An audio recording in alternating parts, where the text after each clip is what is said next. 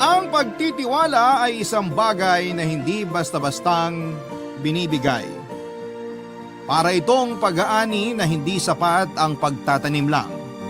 Kailangan mo itong alagaan kada araw mula sa binhi hanggang sa lumaki at mamunga.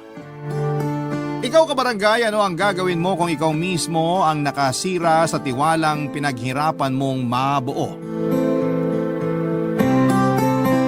Dear Papa Dudo, magandang araw po sa inyo at sa lahat ng mga tagapakinig ninyo. Gusto ko lamang pong unahan ang lahat at ipaalam sa inyo na sinadya ko pong palitan ang pangalan ng mga tao na mababanggit para po mapanatili ko ang privacy namin. At tulad po ng pakiusap ko na kasama ng sulat na ito ay umaasa at nagtitiwala po ako na itatago ninyo ang identity ko. Simulan ko pong muli ang kwento ko sa pagpapakilala sa sarili ko. Itago nyo na lamang po ako sa pangalan na Francis. 36 years old na sa kasalukuyan at tubong Caloocan. Maaga po akong naulila sa mga magulang kaya natutong dumiskarte at sunggaban ng mga oportunidad sa paligid para makasurvive sa laro ng buhay. Nag-iisang anak ako ng nanay kong pumanaw noong elementary pa lamang ako. Ang papa ko naman ay nagkaroon ng pangalawang pamilya. 1 taon lang mula nang namatay si mama. Hindi na siya umuwi pa sa bahay at hindi na rin ako nagkaroon ng balita tungkol sa kanya. Pinalaki ako ng tita ko pero hindi nagtagal ay pumanaw din po ito. Kaya naman high school pa lamang ay nabuhay na akong hindi umaasa sa iba dahil iniisip kong darating din ang araw na maiiwan akong mag-isa, Papa Dudut. May maliit akong negosyo ngayon. Nagpiprint po ako ng mga tarpaulin, stickers at mga damit. Kapag sinipag ay nagbablog din po ako at kahit na hindi pa man ako gaanong kasikat, ay medyo marami na rin pong nanonood sa mga video ko sa Facebook. At dahil din sa pagbablog ko ay nakilala ko ang asawa ko. Sa maagang pagkawala ng nanay ko ay hinanap ko sa mga babaeng naging girlfriend ko ang pagkakaroon nila ng mother figure sa akin. Huli na nang na-realize ko na lahat pala ng mga nakarelasyon ko ay mas matanda sa akin. Kagaya ng asawa kong tawagin na lang natin sa pangalang Cheska na 5 taon ang tanda sa akin. Ikinasal kami ni Cheska 6 na taon nang nakakaraan. Pero magsisimula ang kwento ko sa unang taon namin bilang mag-asawa. Ayaw muna naming magkaanak noong panahong yon dahil gusto pa naming sulitin ang buhay mag-asawa ng kaming dalawa lang muna, Papa Dudut. Kahit na marami kaming naririnig noon na hindi magaganda ay hindi na lang namin yon pinapansin. Nag-enjoy na lamang kami muna sa pagta-travel at paggawa ng mga bagay na hindi madaling gawin kapag meron ka ng anak. May sariling sasakyan din ang asawa ko kaya hindi na kami nahihirapan para makapunta sa iba't ibang lugar na gusto naming puntahan ng mga panahong yon, Papa Dudut.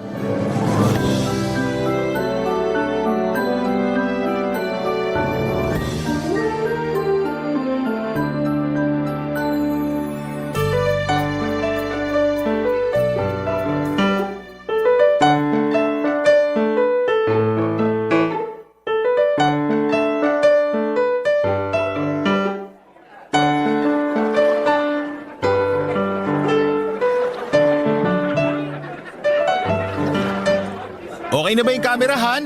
Oo, Han. Pero gusto ko lang muna ipaalam sa'yo na ang ganda ng videographer mo, ha? O siya, 3, 2, 1, action! Hello guys! Welcome back sa vlog ko. Day 3 na namin ngayon ng maganda kong asawa. Dito sa pinakamagandang beach sa buong Pilipinas.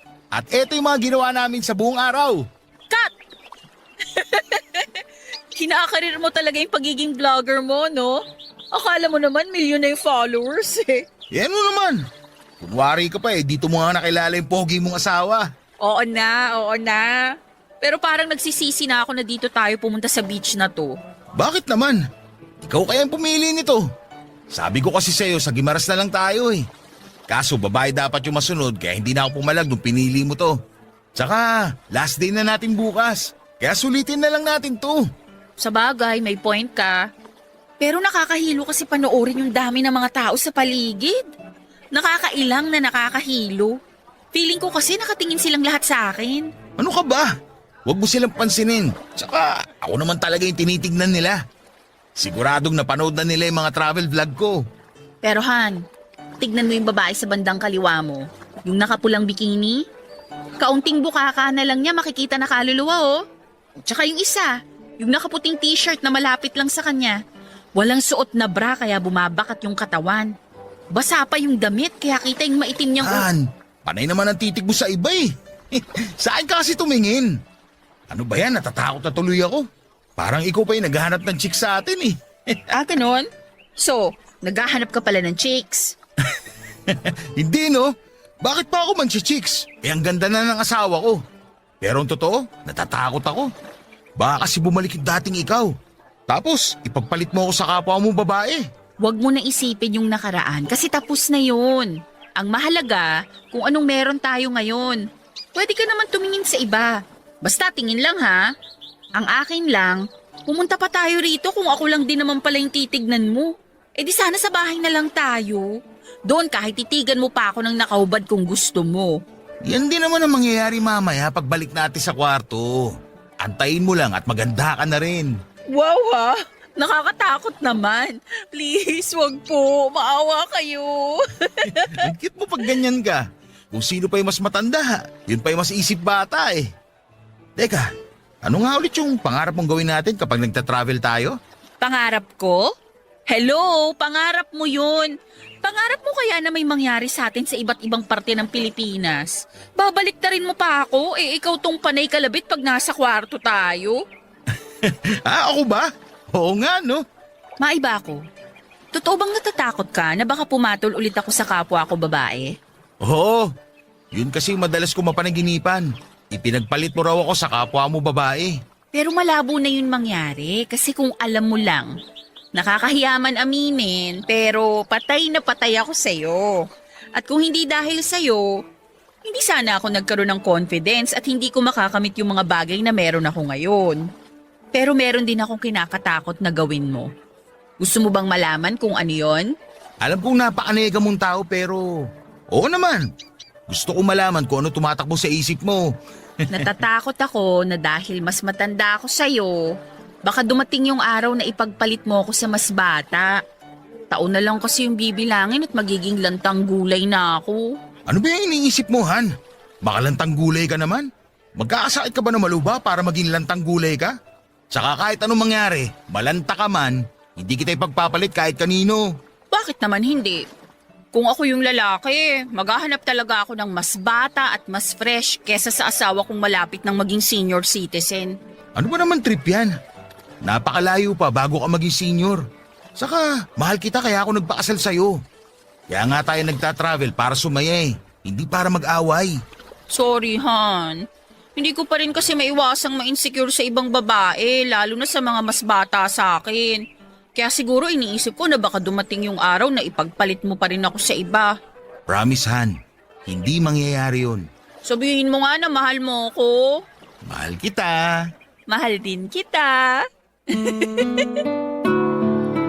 Papadudot madalas ganon si Cheska. Palagi siyang nag-iisip ng mga negatibong bagay na minsan ay nagiging dahilan ng pagiging malungkutin niya. Pero ginagawa ko naman ang lahat ng makakaya ko bilang asawa para pasayahin siya, Papadudot. Hindi lang kasi insecurity ang problema ni Cheska. Marami pa siyang mga bagay na dinaramdam, lalo na noong bago pa lamang kaming magkakilala. Masyado siyang negatibong mag-isip at palaging depressed.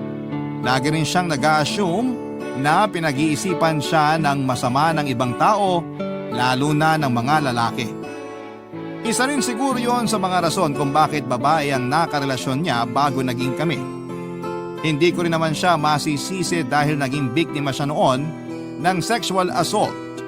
Yun din ang naging dahilan ng mental health problems niya at ng pagiging man-hater niya, Papadudot. Isa rin yon sa mga dahilan kung bakit hindi pa namin napagdidesisyonan na magkaroon ng anak ng mga panahon na yon. Sinasabi kasi ni Cheska na hindi pa raw siya handang mag-alaga ng bata dahil sa mental health issues niya. At nirerespeto ko naman ang lahat ng yon. Nagbago lang siya noong nakilala niya ako. Ginawa ko ang lahat para patunayan sa kanya na hindi lahat ng lalaki ay magkakapareho. At naging matagumpay naman ako sa bagay na yon hanggang sa kinasal na nga kami.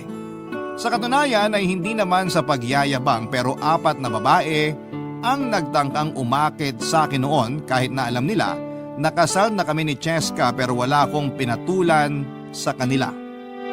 Papadudot kapag may bagay na makakapagpasaya kay Cheska, maliit man o malaki, ay ginagawa ko ang makakaya ko para maibigay yon sa kanya.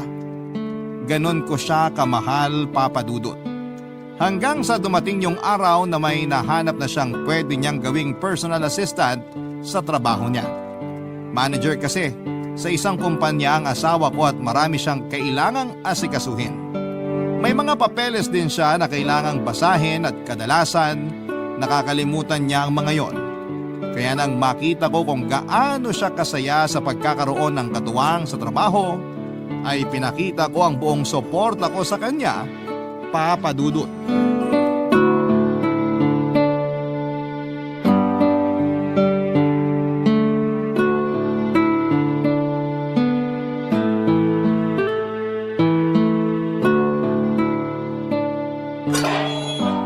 Pasensya na kung natagalan ako sa pagbubukas ng gate. May ginagawa lang kasi ako sa loob. May bisita ka pala. Sana sinabi mo para makapaganda ako ng masarap na merienda. Okay lang, Han. Si Shai pala, bago kong personal assistant. Shai, si Francis, asawa ko. Hello, Shai. Hello din po, sir. Napapanood ko po yung mga vlog nyo. Nakasubaybay din ako sa mga social media accounts nyo.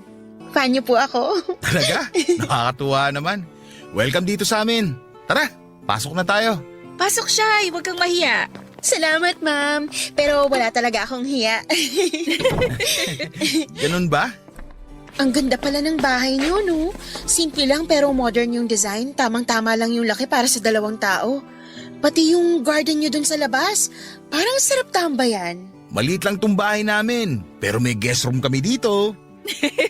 Ikaw talaga, Han. Sa garden lang naman kami tatambay ni Shai. Hindi mo na kailangan banggitin yung tungkol sa guest room. Ma'am, saglit lang po. Sir, pwede po bang makiselfie sa'yo? Ipagmamayabang ko lang po sa mga kaibigan ko. Sige, okay lang.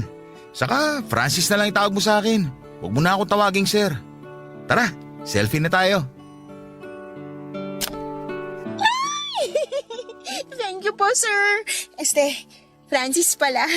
Napaka-hyper nitong nakuha mong assistant ah. Bagay nga kayo pagsamahin. Alam mo yun, masayahin tapos malungkutin. Magiging balanse kayong dalawa. Hindi na kaya ako malungkutin simula nung makilala kita. Sus! Ah, Han, pwede ba kitang makausap sandali? Yung tayong dalawa lang sana. Sige, wait lang. Shai, mauna ka na muna sa garden. Antayin mo na lang ako doon. Maghahanda muna kami ng merienda. Sige po. Salamat ulit, Francis, ha? Nakakatuwa siya, di ba? Yan din yung rason kung bakit gusto ko siyang gawing personal assistant.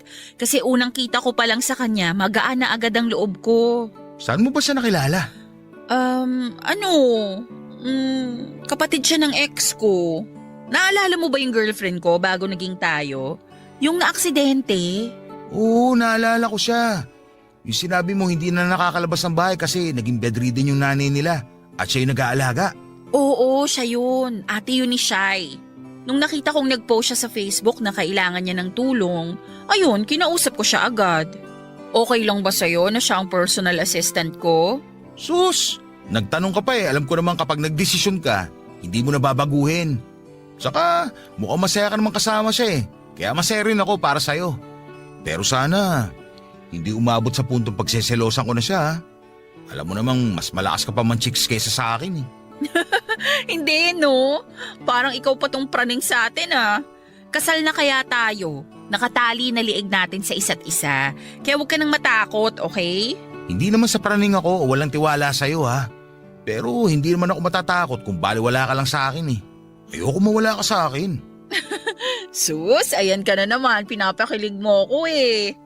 Sweet naman itong asawa ko. O siya, sige, lubusin mo ng pagiging sweet mo. Kunan mo na kami ng merienda. Aba, abusado ah. Pasalamat ka, mahal kita. Anong gusto mo? Soft drink? Juice? Kape? Kape lang, Han. Mahilig din kasi sa kape si Shai. Yung timpla ko ha, alam mo na yun. Oh, kita mo? Sino hindi mapaparaning dito eh? Ilang araw pa nga lang kayo nagkakakilala eh. Alam mo na ang hilig niya. Sige, hatid ko na lang mamaya. Alam ko din kulay ng panty niya. Parang tanga naman to eh. Biro lang. Kumalma ka nga, masyado kang praning eh.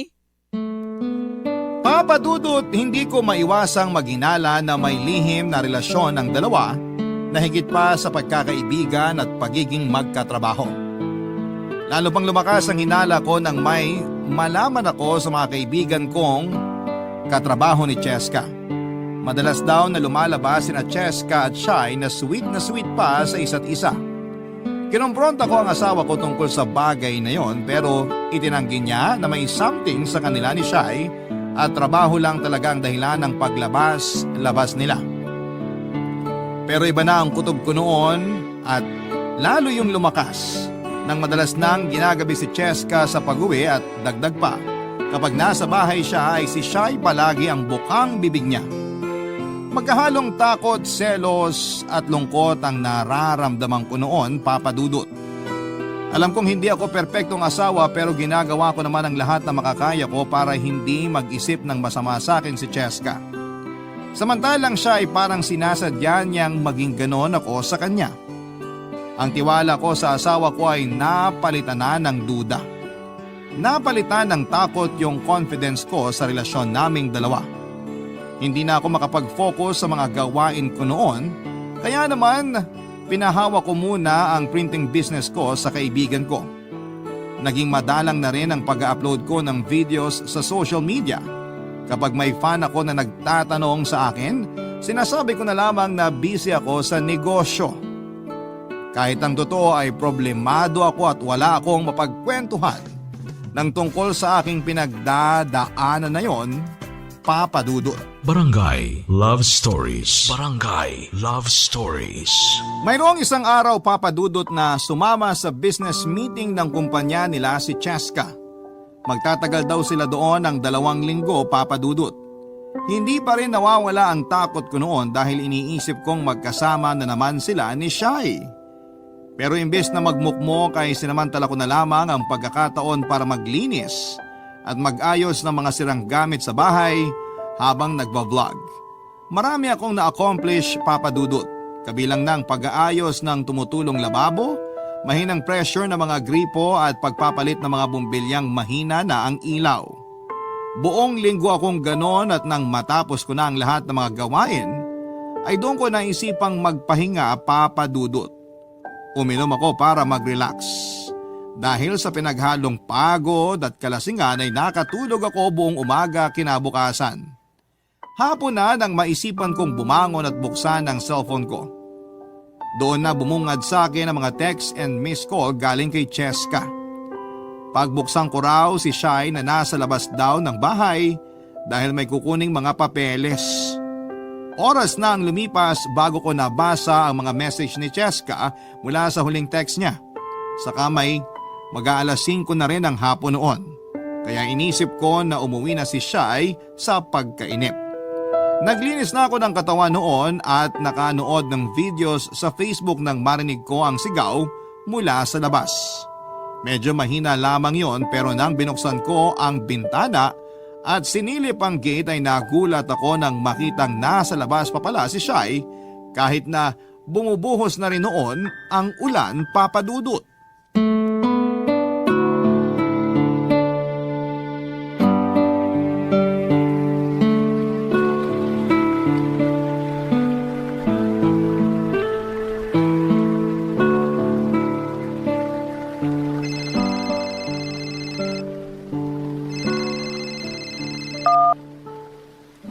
Hello po. Hello, Shai. O ano, nasa loob ka na ba ng bahay? Wala pa po pero nakita na ako ni sir. Narinig niya na po ako. Nakatulog po yata siya kaya ngayon lang niya narinig yung pagtawag ko. Ganun ba? Pasensya na kung natagalan ka sa paghihintay ha. Naku ma'am, okay lang po. Eto na po siya. Bubuksan na po niya yung gate. Sige, Shy. Basta yung bilin ko sa'yo, ha? Opo ma'am. Update ko na lang po kayo mamaya. Okay, salamat. Bye. Bye po. Shay, kanina ko pa pala naghihintay. Umuulan pa naman. Pasensya ka na ha. Wala po yun. Kakabasa ko lang ng mga text ni Cheska. Halika, pasok ka. Salamat. Kuhaan lang kita ng tuwalya at saka damit. Pasensya ka na talaga kung natagalan bago ko ta pinabuksan ha. Okay lang po, salamat po. Kahit tuwalya na lang po, sir. Francis pala. Upo ka muna dyan. Ceramic naman yung upuan sa kaliwa mo. Pwedeng upuan kahit basa ka. Kunin ko lang doon sa loob yung tuwalya saglit ha. Salamat. Nakatulog kasi ako. Eto, kagigising ko lang. Pagod ka ata. Nakita ko yung huling vlog mo na naglilinis ka. Sipag mo pala, no? Hindi naman masyado. Wala kasi si Cheska kaya naisipan ko magsipag kahit medyo kunwari lang. Mukhang nakasubaybay ka talaga sa akin ha.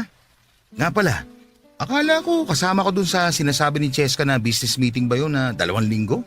Kasama nga po dapat ako doon, kaso marami pa kaming natitirang kailangan tapusin sa office kaya... nagpaiwan na lang ako. Para konti na lang yung trabaho ni ma'am pagka-uwi niya. Masipag ka rin pala eh. Oo, sir.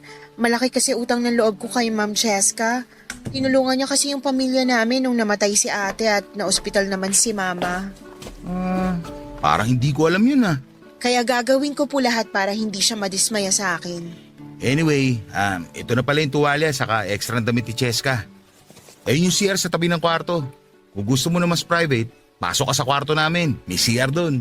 Salamat po, pero hindi ko naman kailangan ng privacy. Kahit nga dito na ako magbihis eh. Ha? Joke lang. Hindi ko alam na mapagbiro ka pala. Sige, magbihis ka na. Nakikita ko na kasi yung kaluluwa mo sa basa mong damit eh. Ano po? Wala, biro lang yon. Ay, joker ka rin pala. Pwede bang magpasama sa kwarto ni Ma'am Cheska? Doon daw kasi nakalagay yung papeles na pinapahanap niya sa akin eh. Doon na lang din ako magbibihes. Okay. Liga, sumunod ka sa akin. Matanong ko lang, may boyfriend ka na ba? Wala po. Simula nung naging bedridden si Mama, nawalan na rin ako ng oras para sa mga ganyan. Hanggang sa namatay na lang siya. Parang naisip ko na lang din na hindi para sa akin yung boyfriend na yan. Ganun ba? Sorry sa nangyari sa mama mo. Ito nga pala yung kwarto namin. Pasok ka na lang sa loob. Ayun yung CR. Dito lang ako sa labas ng kwarto. Tawagin mo lang ako kung may kailangan ka pa. Ay, hindi mo ako sasamahan sa loob? Ha? Bakit naman kita sasamahan? Kaya mo na yan. Ibig ko kasing sabihin, baka may mawalang gamit dito sa loob ng kwarto nyo. Ayoko namang mapagbintangan kaya mas mabuting kasama kita sa loob. Akala ko naman kung ano na. Sige, samahan na kita.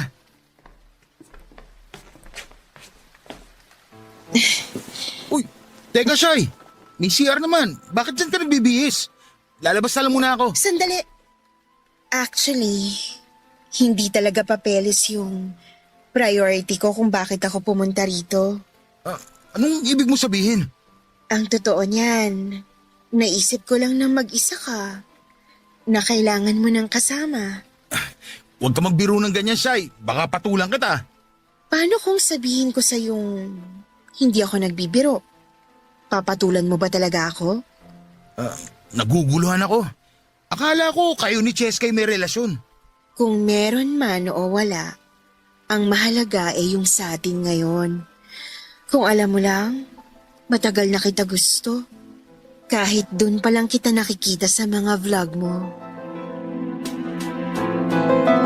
Papa Dudut, sinubukan ko namang magpigil.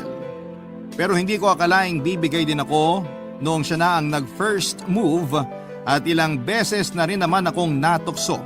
Pero noon lang talaga ako pumatol sa ibang babae. Sinabi ko na lamang sa sarili ko ng mga sandaling yon na hindi naman siguro magagalit sa akin si Cheska dahil siguradong may lihim din silang relasyon ni Shy.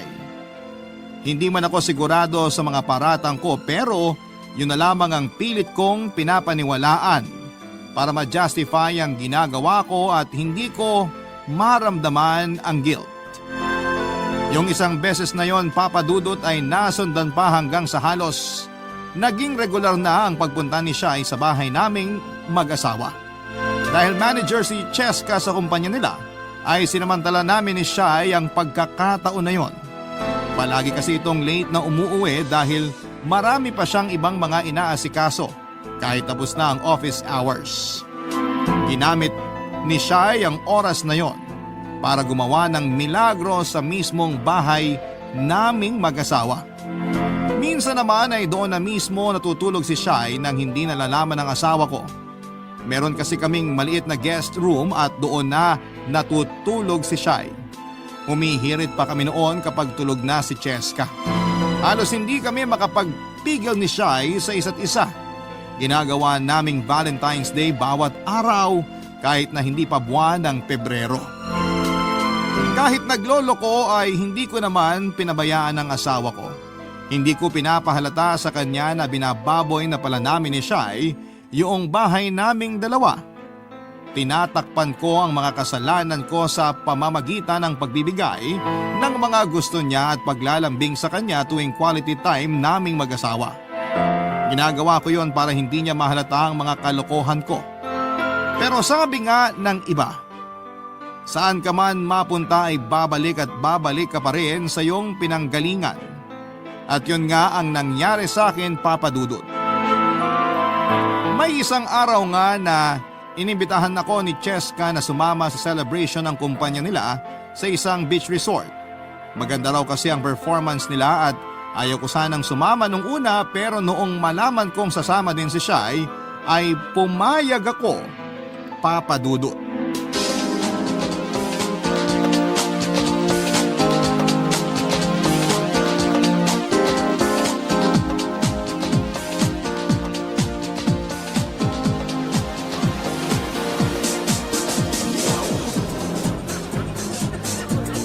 Ma'am, mag-CR lang ako Sige lang. Lasing ka na yata, Han.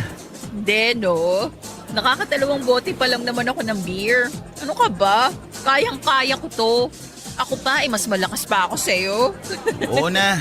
Basta kapag feeling mo hindi mo na kaya, huwag mong pilitin ang sarili mo, ha? Pinagsasabihan ako ng asawa kong nakapitong bote na. Han, hindi pa ako lasing, no? Halata naman sa boses ko, Hayaan mo na ako. Masaya lang kasi ako. Alam ko na hindi mo ako lolokohin at ipagpapalit sa mas bata sa akin. Kaya, may rason ako na magsaya. Ikaw, hindi ka ba masaya sa akin? Masayang masaya ako sa'yo, no? Oo nga, halata sa itsura mo. Medyo nahihilo lang.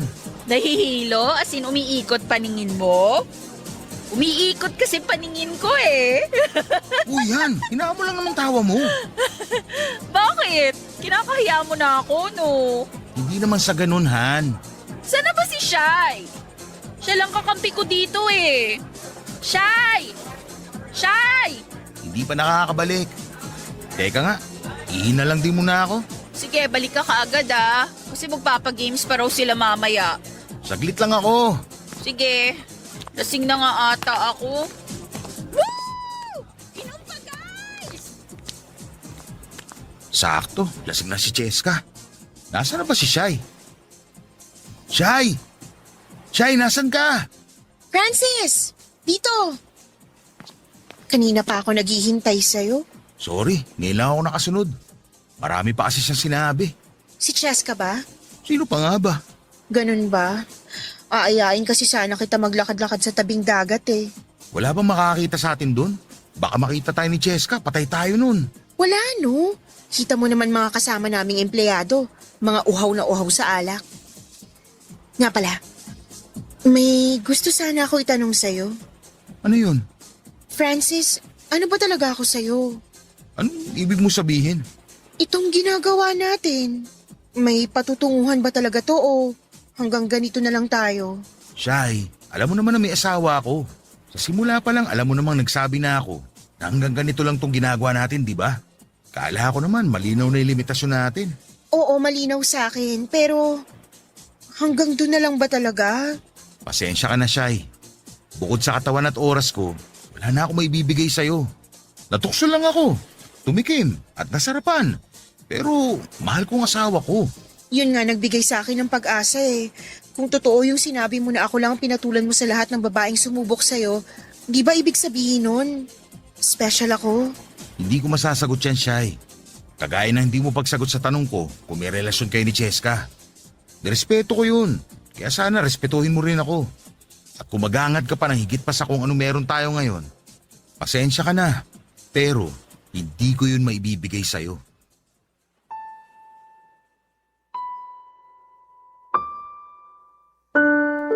Papa Dudut, hindi ko akalaing may marirealize ako ng gabing yon. Pagbalik ko sa inuman ay narinig kong pinagmamalaki ako ng asawa ko sa mga katrabaho niya. Alam ko na mahiyain si Cheska pero napakasarap palang marinig mula sa kanya kung gaano siya ka-proud sa akin. Pero hindi ko rin maiwasang mag-guilty kapag naiisip kong hindi totoo yung mga pinapaniwalaan niya. Sa kabila ng nararamdaman kong guilt noon, ay may nangyari pa rin sa amin ni Shai ng gabing yon. Dala na rin siguro ng epekto ng alak na nainom ko. Naunang makatulog si Cheska kaya nagkaroon ako ng pagkakataon na puntahan si Shai sa kwarto niya. Hindi ko alam, pero dahil na rin siguro sa kalasingan, kaya nag-iba ang galaw noon ni Shai. Mas naging wild siya at mas gusto niya na sinasaktan ko siya habang ginagawa namin yon. Pero dahil hindi ko gusto yon ay nadismaya siya sa akin, Papa Dudut. Sa kabila ng saya na nararamdaman ko ng katawan ko habang ginagawa namin yun ni Shai, mabigat naman ang dibdib ko dahil sa kabilang banda ay nakukonsensya din po ako. Kung iisipin ko lang noon ay masasabi ko na wala naman talagang relasyon sina Cheska at Shai kagaya ng hinala ko. Siguro pinipilit ko lamang ang sarili ko na paniwalaan yon para may dahilan ako na magloko. Nang gabing yon ay na-realize ko na ayaw kong mawala si Cheska sa akin. Ayaw ko na rin gumawa ng mga bagay na ikakasira ng relasyon namin. Kaya napagpasyahan ko na yun na ang huling beses na may mangyayari sa amin ni Shai. Papa Dudut. Barangay Love Stories. Barangay Love Stories. Papa Dudut, iniwasan ko na si Shai pagkatapos ng gabing yon. Desidido ako na hindi nagagawa ng kalokohan noon para sa relasyon namin ni Cheska. Pero doon naman lumitaw ang panibago na problema. Dahil sa pag-iwas ko kay Shai ay naging malungkutin siya at hindi na rin naitago ang unti-unting pagbabago sa itsura niya. Namayat na kasi siya at mukhang napabayaan na rin ang sarili. Doon ko na unti-unting natanggap sa sarili ko na ako pala talaga ang may kasalanan sa mga nangyari at hindi si Shai o si Cheska. Ang mahirap lang dahil nagkaroon ako ng dalawang babae. Kapag pumili ako ng isa ay masasaktan naman ang isa. Aminin ko man na nami-miss ko rin si Shai ay kailangan kong gawin ang tama at maging responsableng asawa na kay Cheska. Papadudot habang pilit kong inilalayo ang sarili ko kay Shai, ay saka naman ako pilit na itinutulak ni Cheska papalapit sa kanya. Mas naging madalas ang pagpapapunta sa kanya ng asawa ko sa bahay at madalas pang isama sa mga lakad namin. Dahil doon ay muli na namang nabuo ang hinala ko sa kanila. Kahit kasi sa pagka-travel namin ay kasama pa rin si Shai. Ang masama pa ay nababash na rin ako sa mga vlog na ginagawa ko dahil sa sinasabi ng mga tao na pagkakaroon ko ng dalawang asawa. Aminado naman ako sa sarili ko na immoral ako, pero itinigil ko na yon. Minsan ay may mga sinasabi na rin si Cheska na nagpapakaba sa akin tulad ng kung mambababae raw ako ay hindi siya magagalit kung si Shai ang makakarelasyon ko. Nadagdagan pa yon ng kung ano-anong kawirduhan na sinasabi nito noon. Bago pa lumala ang sitwasyon ay tinawagan ko na si Shai para makipagkita sa akin sa isang tagong restaurant. Inisip ko kasi noon na baka nagkwento siya kay Cheska tungkol sa mga nangyari sa aming dalawa, Papa Dudut.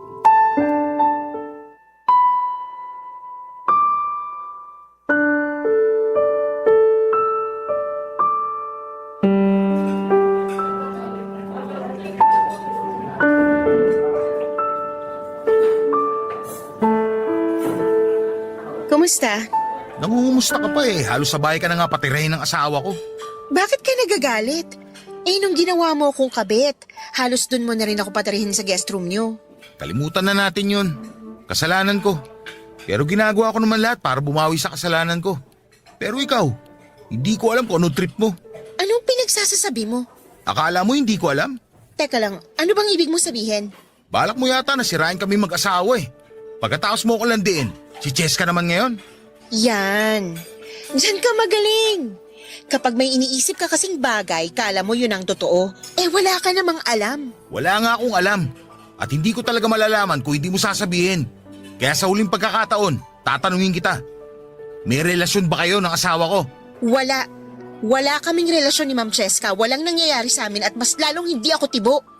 Kaya kung sino man nagsabi sa'yo ng mga bagay na yan, please lang, huwag mong paniwalaan. Sigurado ka? At bakit ko naman lolokohin sarili ko? Ngayon ako naman magtatanong sa'yo. Sige, total may pinagsamahan din tayo. Ano yun? Bakit ka tumigil? Bakit mo ko iniiwasan? Dami kong tanong sa sarili ko kasi di ka man lang nagpaalam ng maayos. Di ko alam kung may nagawa ba akong kasalanan sa'yo kaya bigla kang nagkaganyan. Tigilan mo nga yung pag-iyak mo. Huwag ka mag-iskandalo rito. Kaya nga itong restaurant na to'y pinili ko eh. Para wala masyadong makapansin sa akin. Tapos eksena ka ng ganyan? Kapakanan mo lang talaga iniisip mo, no? Bait mo naman sa sarili mo. Nung gabing nasa celebration tayo ng kumpanya nyo, doon ko na-realize kung gaano ko kaswerte sa asawa ko. Doon ko nakita kung gaano siya ka-proud sa akin. Kasi pinagyabang niya pa ako sa mga katrabaho niya. Doon ko naramdaman kung gaano siya ka-importante sa akin. At sa kabila ng mga nangyari, babalik rin pala ako sa kanya. Kung yun talaga ang dahilan, naiintindihan ko. Pinatulan kita, hindi dahil sa special ka sa akin, kundi para gumanti kay Cheska. Akala ko kasi may relasyon kayong dalawa. Pero ngayon sigurado na ako na wala talaga. Wala nang dahilan para ipagpatuloy ko yun. Alam mo, bagay nga kayo ng asawa mo. Pareho kayong weirdo. Alam kong mali ako at kagagawan ko yung mga nangyari. Pero ayoko nang dagdagan pa yung kasalanan ko. Kaya habang maaga pa, itinigil ko na. Pero alam mo kung tutusin, dapat nga kitang pasalamatan. Kasi kung hindi dahil sa'yo, hindi ko marirealize na mahal ka sa akin ng asawa ko. Hindi ko pala kaya na mawala siya sa akin. Ganyan din naman gustong mangyari ni Ma'am Cheska kaya inutusan niya akong akitin ka. Ano? Anong pinagsasabi mo? Wala yun. Ano ka ba? Kalimutan mo na lang yung mga sinabi ko. Anong kalimutan na eh? Sinabi mo na nga. Kaya pala sa simula pa lang eh, may nararamdaman na ako kakaiba sa inyo. Sabihin mo sa akin lahat. Huwag ka magsinungaling. Huminahon ka nga. Akala ko ba ayaw mo gumawa ng eksena dito? Walang kasalanan si Ma'am Cheska. Inutusan niya akong akitin ka pero sinabi ko sa kanya na hindi ka pumayag. Hindi niya alam yung mga nangyari sa atin. Kagustuhan ko yun at hindi yun dahil inutusan niya lang ako. Sa tingin mo maniniwala pa ako sa'yo? Ginamit niyo pa ako sa kalokohan niyo. Francis, sorry. Papa Dudut, nagalit ako ng sobra sa mga nalaman kong yon. Akala ko noon ay ako na ang pinakamasamang lalaki sa buong mundo dahil sa nagawa ko pero biktima lang din pala ako. Sinetap ako ng sarili kong asawa. At kung ano man ang rason niya ay hindi ko na inalam pa. Sinubukan pa noon ni Shai na magpaliwanag pero hindi ko na yon pinakinggan. Pagkarating ko sa bahay ay nag-impake agad ako ng mga damit at umalis. Blinako si Cheska sa mga social media account ko at nakituloy muna sa kaibigan ko na nakatira hindi kalayuan sa bahay namin. Siya yung kaibigan ko na pinagkakatiwalaan ko noon sa printing shop business ko. Papadudot, hindi pala maganda sa pakiramdam yung niloko. Sobrang bigat pala sa dibdib. Nagtataka man pero nirespeto na lamang ng kaibigan ko ang pagsarili ko sa problema ko at hindi pagkukwento. Binata pa ang kaibigan kong yon kaya walang naging problema ang pagtuloy ko sa kanya. Dahil doon ay nagkaroon pa ako ng mas maraming oras para makapag-isip-isip. Pero kahit pigain ko ang utak ko ay wala akong maisip na dahilan para gawin sa akin yon ni Cheska. May pagkakataon nga noon na gusto ko na lamang siyang tanungin ng harapan. Sa totoo lang din kasi ay nami-miss ko na rin siya ng panahong yon. Pero mas nangibabaw ang pride ko. Naisip ko na ako yung biktima kaya bakit nga ba naman ako ang unang gagawa ng hakbang para muli kaming magkausap. Isang linggo rin akong nanatili sa bahay ng kaibigan ko hanggang sa dumating yung araw na si Cheska na mismo ang sumubok na makipag-usap sa akin. Nalaman niya siguro na doon ako pansamantalang nakatira dahil nakita niya sa mga vlog ko.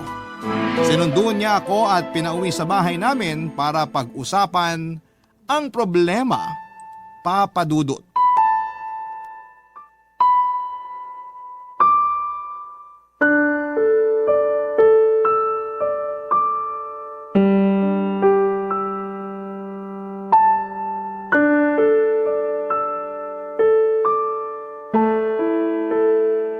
Namiss kita. Sorry sa mga nangyari. Han pa rin ba ang itatawag ko sa'yo? O Francis na lang? Depende sa resulta ng pag-uusapan natin ngayon. Pasensya na talaga sa nangyari. Hindi ko agad na ipaliwanag sa'yo. Sinubukan kitang intindihin, Cheska. Marami nagsabi na may sira yung ulo mo, pero hindi ako naniwala sa kanila. Sa'yo ako naniwala. Pero bakit naman ganito? Sorry talaga. Bakit mo ba kasi ginawa yun? Anong pumasok din sa kokote mo, ha? Alam mo, sa totoo lang, ayoko maniwala sa sinasabi ni Shai. Pero ramdam ko para may kakaiba. At walang matinong babae na mag-uutos na akitin yung asawa niya. Wala, Cheska! Francis, hindi ako baliw. Anong tawag doon sa ginagawa mo? Di ba kabaliwan yun? Hayop na pag-iisip yan. Hindi naman... Tapos ano? Kapag kumagat ako sa tukso, palalabasin mo na ako yung masama. Kung ginawa mo lang yun para maging malaya ka na, sana nagpaalam ka na lang. Hindi pinagmukha mo pa akong tanga. Hindi yun ganun. Pasensya ka na. Kasalanan ko kasi pinaglaruan kita. Talagang kasalanan mo. Baka naman kagagawan mo rin yung katrabaho mo na nangakit sa akin noon. Pati siguro yung mga fan ko sa... Oo, pero... Ano? Ayop na yan. Di namin mo rin. Ipinagmalaki mo pa na hindi ako pumatol. Pero paana mo rin naman pala yun. Lakas mo makagago, Cheska. Francis, magkaiba yung nangyari noon at ngayon. Ako naman ang pakinggan mo, please. Papahinggan kita tapos ano? Mamanipulahin mo rin ako kagaya ng ginawa mo sa iba? Kung alam ko lang sana na ganito yung kainat na relasyon natin. Magsisisi ka bang pinakasalan mo ko? Hindi ko alam. Hindi ko na alam sa totoo lang. Alam mo naman na insecure ako, di ba? Mahilig mag-self-pity, negatibo mag-isip, depressed at kung ano-ano pa. Akala ko ba tanggap mo ko? Oo, tinanggap ko kung ano ka dati. Pero alam mo rin na ginawa ko lahat para matulungan ka. Para bumuti ka. Sorry, Han. Sorry. Ginawa ko lang naman yun para i-test yung loyalty mo. Pero tuwing nagkukwento sila kung paano mo sila hinindian, mas lalo akong nahuhulog sa'yo. At sa tingin mo nakakatuwa yon? Pero si Shai, iba siya. Inutusan ko siyang akitin ka kasi akala ko kakagat ka. At nung sinabi niya sa akin na hindi ka pumayag, magkahalong lungkot at saya yung naramdaman ko. Masaya ako na humindi ka, pero nalungkot din ako sa parehong rason. Ha? Anong ibig mo sabihin? Francis, gusto kong maging bahagi ng buhay natin si Shai. Gusto ko siyang kasama. Gusto ko siya. Pero hindi pwede kasi kasal ako sa'yo at pareho pa kaming babae. Ano bang klase pag-iisip meron ka? Anong pantasya yan? Cheska naman! Para sabihin ko sa'yo, nagsinungaling si Shai. May nangyari sa amin. O ano? Natahimik ka? Pumatol ako sa kanya. Pumatol ako kasi akala ko may relasyon kayo. Pinatulan ko siya para maagati sa'yo. Pero alam mo kung ano yung mas malala? Hindi lang isang beses may nangyari sa amin. Marami! At dito pa mismo sa loob ng bahay natin. Alam ko, Han. Alam ko lahat pero nagbulag-bulagan ako. Nalaman ko kasi na mas mabuti na rin na magkamabutihan kayo para kapag nawala ako sa mundo, alam kong may mag-aalaga at magmamahal sa'yo. Pero mali yun. Mali yung ginawa namin kaya itinigil ko na. Nangako ko sa altar na tayong dalawa lang. Saka anong pinagsasabi mong mawala sa mundo? Masyado ka talagang negatibo mag-isip. 5 taon lang agot ang edad natin. Sabay tayong tatanda. Kaya pwede ba tumigil ka na sa aga ganyan mo? Hindi mo kasi naiintindihan eh. Hindi talaga. Kasi alam mo kung ano yung pagkakaintindi ko? Na gusto mong matupad yung pantasya mo na maging tatlo tayo sa relasyon to. Ano yun? Tatsulok? Francis! May sakit ako sa puso. Papadudot, kumalma ako nang marinig ko yon mula kay Cheska. Sinabi niya sa akin na may mild heart enlargement daw siya o hindi normal ang laki ng puso niya. Ang sabi ng doktor sa amin noong sinamahan ko siyang magpa-check up. Nalaman ko na hindi lang yon dahil sa lifestyle niya na laging nagpupuyat kundi pati na rin sa mga kinakain niya. Pwede pa raw yung lumala kung hindi niya aalagaan ang sarili niya. Hindi naman ganong kalala ang sakit na yon pero nilamon ng pagiging negatibo si Cheska. Kaya naisipan niyang gumawa ng mga bagay na halos sumira sa aming dalawa para lamang masiguradong masaya pa rin ako kahit na wala na siya. Dahil nga sa mga nalaman ko ay parang bulang nawala ang galit at hinanakit ko sa kanya.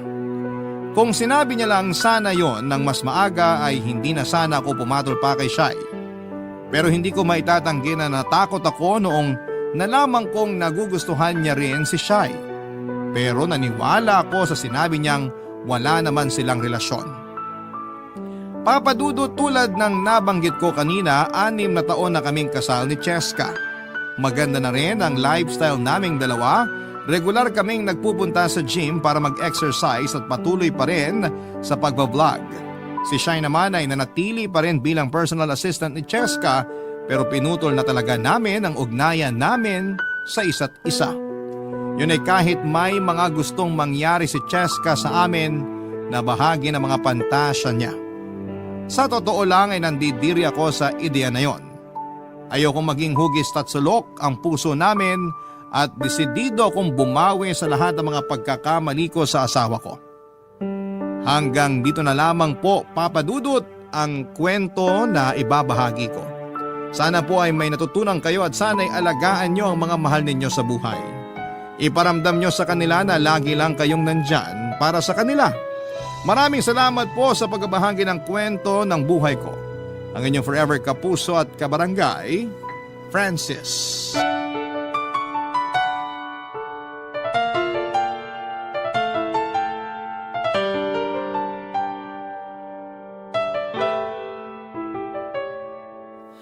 Ang buhay ay mahiwaga, laging may lungkot at saya. Sa Papadudot Stories, laging may karamay ka.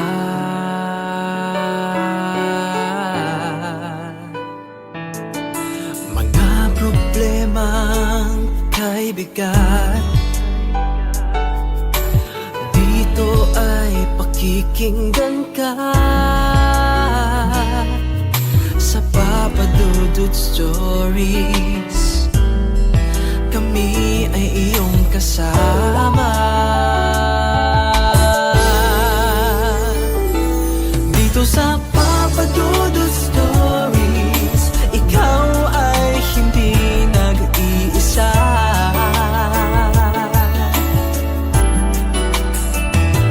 Dito sa Papadudot Stories, may nagmamahal sa'yo. Papadudot Stories, Papadudot Stories, Papadudot Stories. Walang sinuman ang mabubuhay nang hindi kasama ang pamilya. Yun ang sabi ng karamihan. Kaya ang iba sa atin ay sagad kung makapagbigay ng tulong para sa ikagiginhawa ng lahat ng parte nito. Ikaw, kabarangay, hanggang saan ang kaya mong isakripisyo para sa pamilya mo? Madalas na umiikot ang malaking parte ng buhay natin sa ating pamilya. Yung iba nga sa atin ay sila ang ginagawang mundo at sa kanila na umiikot at inuubos ang bawat oras ng buhay natin. Pero ang sabi ng iba, ang pagtulong daw, kahit pa sa pamilya ay dapat na may limitasyon. Dahil ang enerhiya at oras ng bawat isa sa atin ay palagi ring may hangganan. Dear Papa Dudut, tawagin niyo na lamang po ako sa pangalang Annalyn, 34 years old at nagtatrabaho bilang supervisor dito sa isang department store sa Batangas. Palagi talaga ako nakikinig ng inyong programang Barangay Love Stories at umaasa ako na sana'y marinig ko ring umere sa inyong radio station ang sulat kong ito. Alam ko kasi na libo-libo ang mga tao na nagpapadala ng sulat sa inyo at kung sakali man na pala rin akong mapili itong sulat ko ay makapag-iiwan din sana ng aral ang kwentong ibabahagi ko sa araw na ito. Papadudod panganay ako sa 7 magkakapatid at kaugalian na nga ata ng karamihan sa atin na umasa na ang panganay ang makapagbibigay ng magandang buhay sa buong pamilya. Ang panganay na anak ang palaging may pinakamalaking responsibilidad sa lahat. Dahil yon ang nangyari sa akin noon, Papa Dudut. Bago namatay ang tatay ko, palagi niyang sinasabi na kailangan ko raw mag-aral ng mabuti dahil ako raw ang makapag-aahon sa pamilya namin mula sa kahirapan. Nasa 3rd year high school ako nang mamatay siya nang dahil sa komplikasyon sa diabetes. Nang makagraduate ako ng high school ay akala ko talaga na hindi na ako makakapag-aral pa ng college. Mabuti na lamang at nakapasa ako sa scholarship sa isang university sa Maynila 1 taon pagkatapos kong huminto sa pag-aaral. At dahil malayo sa amin ang university na yon, humingi kami ng tulong sa kapatid ni nanay na nakatira sa Maynila, Papa Dudut.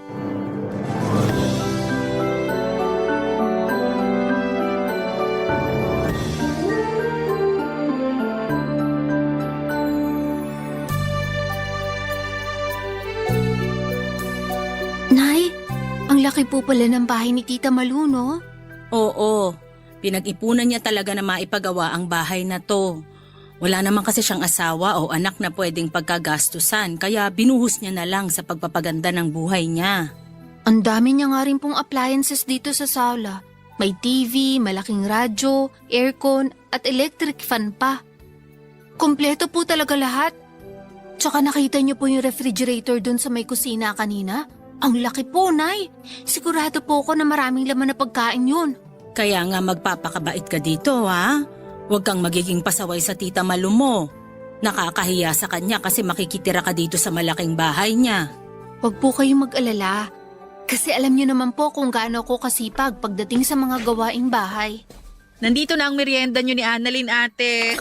Pasensya na at medyo natagalan ako sa pag-iinit nitong ginataang bilo-bilo sa katuron. Ayos lang, Malu. Hindi ka na nga dapat nag-abala pa kasi aalis din naman ako kagad. Hindi naman pwede yun kasi minsan ka na nga lang pumunta dito sa bahay ko eh. Hinatid ko lang naman kasi talaga si Annalyn dito. Uuwi rin kagad ako sa bahay namin. Kumain ka muna. Kasi niluto ko pa talaga kaninang umaga tong ginataang bilo-bilo para sa merienda natin ngayon. Ikaw din, Annalyn. Kumuha ka na dito ng mangkok mo. Opo, Tita Malu. Salamat po. Ay ate, nakahanda na rin yung iuwi mo na pagkain para sa ibang anak mo. Iniwan ko muna sa kusina. Kukunin ko na lang mamaya kapag aalis ka na. Ay, ang bait mo talaga, Malu. Salamat ha. Naku, wala yun. Hindi naman mahirap lutuin ang bilo-bilo na yan. Hindi lang naman para sa mga hinanda mong pagkain. Salamat kasi pumayag ka na dumito muna si Annalyn sa bahay mo habang nag-aaral siya ng kolehiyo. Ayos lang kasi wala naman akong ibang kasama dito sa bahay. Salamat din kasi ikaw pa talaga ang magbibigay ng allowance sa anak ko para hindi na siya mag-working student. Oo nga po, Tita Malu. Pwede naman po ako mag-working student para hindi ako masyado maging pabigat dito sa inyo. Sino bang may sabi na magiging pabigat ka sa akin? Pamangkin kita kaya kahit paano, obligasyon ko na rin na tulungan ka sa pag-aaral mo. Nahihiya lang po ako kasi mas mapapalaki ang gastos niyo sa akin. Okay lang dahil gusto ko na makapag-focus ka sa pag-aaral mo. At hindi mo magagawa yon kung mahahati ang oras at atensyon mo sa trabaho at pag-aaral. Basta ang gusto ko lang ngayon, pagbutihin mo ang pag-aaral mo sa college, Annalyn. Makakaasa po kayo na yun talaga ang gagawin ko, Tita Malu. Hindi ko po kayo bibiguin ni Nanay. Mabuti naman kung ganon. Basta nandito lang ako para tulungan ka at ibigay ang mga pangangailangan mo para sa kolehiyo. Ay, napakabait mo talaga, Malu. Hindi ka pa rin nagbabago hanggang ngayon. Gusto ko lang bumawi sa'yo. Kasi mula nang mamatay ang mga magulang natin, hindi na tayo masyadong nagkakasama o nagkakausap, ate. Ayos lang, kasi nagkaroon na rin naman tayo ng kanya-kanyang buhay. Kaya nga natutuwa ako na kahit sobrang asensado ka na, hindi ka pa rin nakakalimot na tumulong sa akin o sa iba pa nating kapatid. Salamat, Malu. Salamat talaga. Papa Dudut, hindi talaga ako matalino. Pero masipag at matyaga akong mag-aral kaya nakatapos ako na salutatorya noong high school. Ang nasa isipan ko talaga noon ay kailangan kong makagraduate para makahanap ako ng maayos na trabaho. At kapag may maayos na akong trabaho, mapag-aaral ko na ang mga kapatid ko hanggang sa kolehiyo. Alam ko na yon ang magiging simula ng pagkakaroon namin ng magandang buhay. Lahat ay magsisimula sa akin. Kaya naman nagsumikap talaga akong mag-aral at makakuha ng scholarship, Papa Dudut. Kaya lang kahit may academic scholarship na ako, may iba pa rin akong kailangang pagkagastusan na hindi maibibigay ni Nanay dahil maliit ang kinikita niya sa pagbabantay ng tiyangge sa lugar namin. Si Tita Malu na kapatid niya ang naisip niyang pwedeng makatulong sa amin. Matandang dalaga si Tita Malu at wala ring anak. Makikitira ako sa bahay niya at bibigyan niya ako ng allowance kapalit ng pag-aasikaso ko ng mga gawaing bahay. Wala namang problema sa akin yon dahil gusto ko talaga makapagtapos ng pag-aaral ko, Papa Dudut.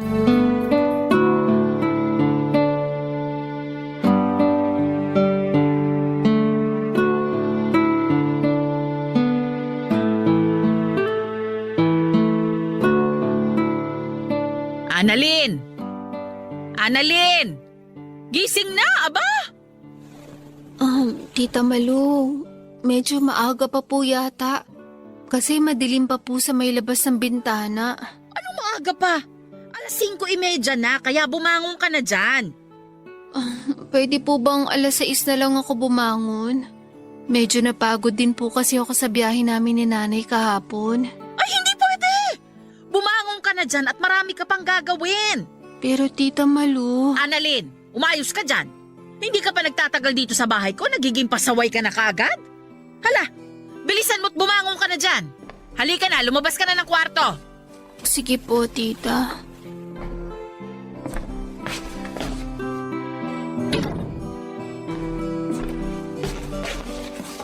May pandesal at palaman na dyan sa lamesa. Ikaw na lang din na magtimpla ng kape mo. Kasi nakapag-init na rin ako ng tubig. Sige po, Tita. Mabilis ang oras dito sa Maynila, ha? Hindi pwede ang babagal-bagal at tatamad-tamad ka. Kung gusto mong umasenso ka sa buhay, sipagan mo sa lahat ng oras. Opo, Tita. Maaga nga pala talaga akong gumigising kahit araw ng Sabado at Linggo. Maaga kasi ako nagsisimula na maglinis dito sa bahay, kaya kailangan na masanay ka na. Maaga rin naman po talaga akong gumigising. Talaga? Bakit ang hirap mong gisingin kanina? Medyo napagod lang po talaga ako sa ilang oras na naging biyahe namin ni Nanay kahapon. Ang hilig mo talaga magreklamo kahit kailan, ano? Tita Malu, hindi naman po ako nagrereklamo. Sinabi ko lang po yung dahilan kung bakit hindi agad ako nakabangon kanina. Ang sabihin mo, sinanay ka lang ng nanay mo, natatamad-tamad ka sa bahay nyo. Naku, Annalyn, sinasabi ko na sa'yo na hindi talaga pwede dito sa pamamahay ko ang katamaran mo na yan. Hindi po ko tamad sa kahit na anong gawaing bahay at ipapakita ko po yun sa inyo. Patunayan mo, hindi yung puro salita ka lang dyan. Tandaan mo, hindi magiging biro ang mga gagastusin ko sa'yo. Kaya ayus-ayusin mo ang pagkilos dito sa bahay ko. Opo, Tita. Puro ka opo-opo dyan. Hindi mo pa nga binibilisan ang pagkilos mo? Nakita mo naman kung gaano kalaki ang bahay ko, di ba? At napakaselan ko pagdating sa mga dumi o alikabok dito. Siguraduhin mo na kapag sinabi mong tapos ka ng maglinis, Malinis talaga ang bawat sulok ng bahay na to. Dahil kapag nakakita ako ng dumi o magulong gamit dito, ilang araw ko talaga mag-uulam ng alikabok dahil sa kapalpakan mo. Huwag po kayong mag-alala, tita. Sanay po talaga ako sa kahit na anong gawaing bahay. Kaya maaasahan niyo po ako. Ay, patunayan mo sa akin lahat yung sinasabi mo. Dahil kapag napatunayan ko na tatamad-tamad ka, makakatikim ka ng tamang pagdidisiplina sa akin. Tandaan mo yan, Annalyn. Papa Dudut, hindi ko talaga gaanong kilala si Tita Malu kasi kapag may konting pagtitipon sa bahay kagaya ng fiesta, ay hindi siya nagpupunta para makihalubilo sa amin. May ilang beses ko lamang siyang nakita noon bago ako makitira sa kanya. Madalas ko lamang naririnig ang mga kwento tungkol sa kanya. Nasa kanilang 4 na magkakapatid ni nanay si Tita Malu ang pinaka-successful dahil ito lang ang nakapagtapos ng pag-aaral at nakakuha ng maayos na trabaho. Noong nabubuhay pa si Tatay Papa Dudut ay madalas niya rin pong binibida sa akin ang kapatid ni nanay na si Tita Malu. Na kapag nakatapos raw ako ng pag-aaral ay magiging kagaya raw ako nito na magkakaroon ng maayos na trabaho at magandang buhay. Kasunod daw noon ay maibibigay ko na sa kanila ang magaan na pamumuhay na pinapangarap nila. Nakikita raw ni tatay na ako ang magbibigay ng totoong liwanag at saya sa aming pamilya.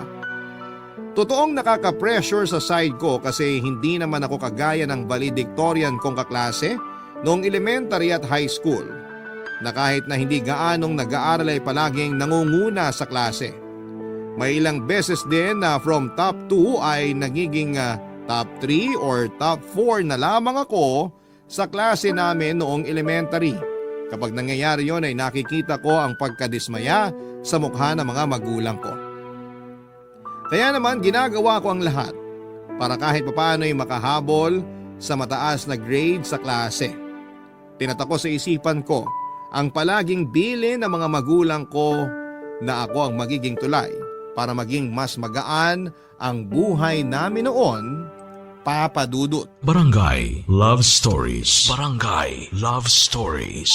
Papa Dudut, nang makagraduate ako noon ng high school at sabihin ni nanay na hindi muna ako makapagkolehiyo dahil hindi niya kaya ang gastusin. Ang sabi ko ay gagawa ako ng sarili kong paraan para makapagpatuloy ng pag-aaral. Sa mahigit 1 taon na hindi ako nag-aral noon, tumulong ako sa pinsan ko sa pagtitinda ng mga kakanin at sa mga araw na hindi kami nagtitinda ay sumusubok ako na mag-apply sa mga university na nababalitaan ko na nagpapa-exam para sa scholarship. Hanggang sa makapasa na nga ako ng full academic scholarship sa isa sa mga pinag-eksaman ko sa munisipyo. Pumunta kasi kami doon sa munisipyo ang ilang mga estudyante at staff mula sa university sa Maynila para magpa-exam sa mga gustong magkaroon ng scholarship. At sa awa naman ng Diyos ay naipasado ko ang exam at umabot ang score ko para makakuha ng full scholarship. Yun talagang kailangan ko, full scholarship. Ang tanong kaagad noon ni nanay nang sabihin ko sa kanyang tungkol sa pagkapasa ko sa scholarship qualifying exam ay paano raw ang magiging ibang gastusin ko, Papa Dudut. Hindi niya raw kakayanin na maibigay yon, lalo na nga at malayo sa lugar namin ang Maynila. Nalungkot talaga ako noon dahil pakiramdam ko ay hindi sinusuportahan ni nanay ang mga pangarap ko. Ang pangarap ko na makapagtapos ng pag-aaral. Hanggang sa isuggest niya sa akin na doon na lamang ako makitira muna kay Tita Malu na noon ay nakausap na rin daw niya. Nagkita raw kasi sila sa lamay ng isang pinsan nila at nasabi niya ang tungkol sa pagkapasa ko sa scholarship. Kay Tita Malu raw nang galing ang ideya na makitira ako sa kanila at manilbihan kapalit ng pera na ibibigay niya sa akin at panggastos sa eskwelahan, Papa Dudut.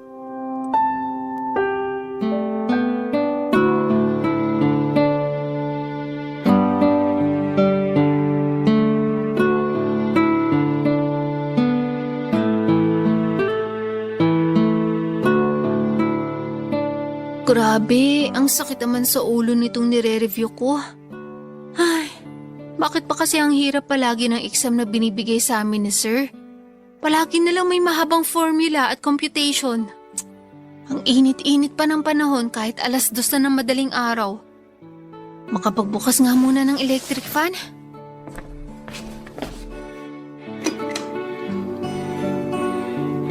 Ayan, grabe. Kahit paano nabawasan ang init dito sa sala. Nakakadagdag kasi ito ng sakit ang ulo ko. Oh, bakit gising ka pa? Tita, nagre-review po kasi ako para sa midterm exam namin mamaya. Madaling araw na! Ngayon mo pa naisipang mag-review? Marami po kasi akong ginagawa kapag umaga bago ako pumasok sa school eh. Pati na rin po kapag kakauwi ko lang dito sa bahay. Inuuna ko po lahat ng gawain dito na kailangang asikasuhin. Eh bakit hindi mo ayusin ang schedule ng mga gawain mo dito sa bahay? Para hindi mo na kailangan gumising na maaga at mag-review. Huwag po kayong mag-alala sa akin. Kasi ayos lang naman po sa akin na madaling araw ako nagre-review. Mas nakakatulong nga po yun na mas matandaan ko yung mga inaaral ko. Okay lang po sa akin na magpuyat para sa pagre-review ko. Sino bang may sabi na yan ang inaalala ko? Po, Ang pagtaas ng bayarin natin sa kuryente ang iniisip ko, Annalyn. Kasi sa halip na nakakapagtipid tayo, gising ka pa ngayon at gumagamit ng ilaw at electric pan dito sa sala. tita, kabubukas ko pa lang naman po ng electric fan. Huwag ka nang magdahilan dyan. Hindi kasi ikaw yung nagpapakahirap na magtrabaho para mabayaran ng bilis dito sa bahay. Kaya wala kang pakialam kahit tumaas pa ang bayarin natin sa kuryente. Hindi naman po sa ganun. Nagtitipid din naman po ako sa paggamit ng appliances dito sa bahay. Talaga? Bakit gumigising ka pa ng madaling araw para lang magsayang ng kuryente dito sa bahay? Kagaya po ng sinabi ko kanina, wala na po kasi akong oras na mag-aral bago umalis ng bahay o kahit pag-uwi ko dito. Masyado rin po kami maraming ginagawa sa school, kaya hindi ko maisingit ang pagre-review kapag nandun ako. Ito lang po talaga yung oras na nakikita ko para makapag-review ako ng maayos. Kaya ayos lang sa'yo na tumaas ang bayarin natin sa kuryente? Okay lang sa'yo na ako naman ang mahirapan na magtrabaho para lang mabayaran ang perwisyo na ginagawa mo dito sa bahay ko? Hindi naman po sa ganun, kasi sa totoo lang. Alam mo, Annalyn, sana makaramdam ka naman ng kahit konting hiya sa akin. Kasi hindi ko pinupulot ang pera na binibigay ko para magamit na allowance mo. Lalo na mga pambayad ng bilis dito sa bahay. Magkusa ka naman sanang magtipid. Hindi yung paulit-ulit ko nalang pinapaalala sa'yo na hindi madali ang buhay. Hindi ka pinanganak na mayaman, kaya hindi ka dapat nagfe-feeling mayaman. Paghirapan mo ang bawat butil ng kanin na kinakain mo, pati na ang bawat paghinga na ginagawa mo dito sa loob ng pamamahay ko. Alam ko naman ang magiging lugar ko sa pamamahay ni Tita Malu, Papa Dudut. Sa panahon na mataas ang presyo ng mga bilihin ay wala na talagang libre kahit pa sa mga kadugo o kamag-anak mo. Lahat ng bagay ay kailangan mong pagsumikapan na makuha. Kasama na nga doon ang pagtira ko sa bahay ni Tita Malu, Papa Dudut. Pagpapakain niya sa akin at pagbibigay ng pera na panggasto sa eskwelahan. Lahat yon ay kailangan kong pagsumikapan at ang paninilbihan sa kanya ang kapalit ng mga bagay na ibinibigay niya para sa akin. Hindi ko lang din talaga inaasahan noon yung magiging pagtrato niya sa akin, Papa Dudut. Madalas kasi kapag kinukwento siya sa akin ni nanay at ni tatay, yung tungkol lang sa pagiging successful na tao ni Tita Malu. Hindi nga raw ito masyadong nakakapunta sa mga maliliit na salo-salo dahil palaging nasa trabaho ang oras nito. Kaya noon pa man ay humahanga na rin talaga ako sa kanya. Ang hindi ko alam ay sa kabila ng mga magagandang kwento na napapakinggan ko tungkol sa kanya ay yung ugali na hindi niya madalas na pinapakita sa ibang tao, Papa Dudut, ay meron siya.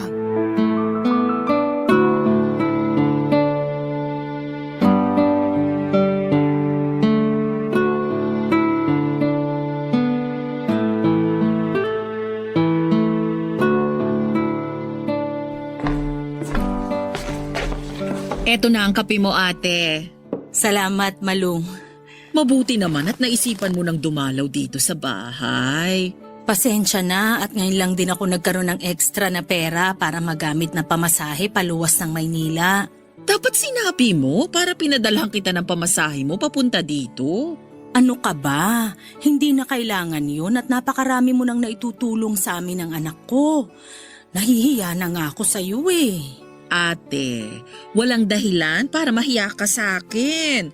Sabi ko naman sa'yo, basta kailangan mo ng tulong, magsabi ka lang palagi sa akin. Nay? Annalyn, anak! Nay, grabe! Namiss ko po kayo! Payakap nga po! Namiss din kita, anak. Miss ka na namin ng mga kapatid mo. Ay, maupo ka muna dito sa sofa at mukhang pagod ka rin sa biyahe mo. Medyo nga po, kasi ang layo ng nilakad ko mula dun sa may kanto. Naku, naglakad ka pala mula dun sa babaan ng jeep? Opo, Tita Malu. Ay bakit hindi ka nalang sumakay ng tricycle? Nagtitipid po kasi ako, Tita. Mabuti naman at naisipan mo nang gawin yan. Alam mo kasi, sa totoo lang ate, medyo magastos pala tong si Annalyn. Palagi niyang nauubos ang allowance na binibigay ko sa kanya. Kahit sinusobrahan ko na nga yung binibigay ko, wala pa ring natitira. Kaya madalas ko tuloy siyang masermonan tungkol sa paghawak at paggamit ng pera. Alam ko na hindi ako ang nanay niya, pero hindi ko lang maiwasan na mapagsabihan sa ate. Ayos lang, Malu. Naiintindihan ko kasi para naman din kay Annalyn ang ginagawa mo. Yan din ang palagi kong sinasabi sa kanya. O siya, maiwan ko na muna kayo dyan. Magluluto lang ako ng ulam para sa hapunan natin. Naku, Malu, aalis na rin naman ako mamaya. Huwag ka nang mag-abala pa. Dito ka na maghapunan ate. Bibilisan ko ang pagluluto para maaga tayong makakain. Ikaw na muna mag-asikaso sa nanay mo, Annalyn. Ako nang bahala sa pagluluto sa kusina. Tatawagin ko na lang kayo kapag kakain na tayo, ha? Sige po, Tita Malu. Salamat po. Kamusta ka naman dito, anak? Ayos naman po ako dito, Nay. Sigurado ka? Opo. Para kasing medyo nangangayayat ka. Saka ang lalim ng eye bags mo. Marami po kasing inaasikaso ngayon sa school kaya madalas napuyat din po ako.